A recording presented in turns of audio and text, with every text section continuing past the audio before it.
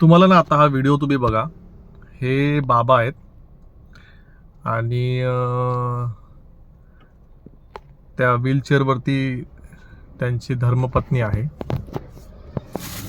तर म्हणजे इतकं वाईट वाटलं ना मला. मी ह्यांना भेटलो. मी तुम्हाला काय खायला वगैरे पाहिजे, काय खायला वगैरे दिलं मी. खूप वाईट वाटलं ॲक्च्युली यांना भेटून आणि बघून. म्हणजे मला एक कळत नाही की ह्यांची मुलं कोण ना कोणतरी असतीलच ना.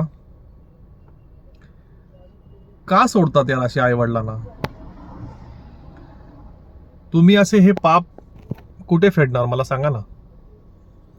बिचारे ते व्हीलचेअरवरती बसलेत आणि ते बाबा त्यांना धक्का मारतायत. इतकं वाईट वाटलं ना मला त्यांना बघून. खूप वाईट वाटलं. त्यांना खायला पण दिलं मी. नका रे असं करू. म्हणजे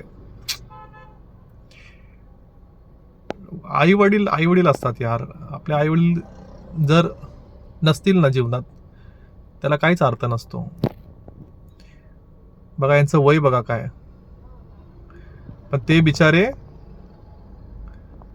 त्यांनी बघा ना, म्हणजे आपल्या बायकोची साथ नाही सोडली.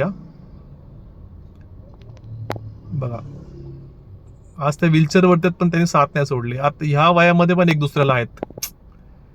खूप राग येतो अशा मुलांवरती. मला खूप राग येतो. आपल्या आई वडिलांना जपा रे.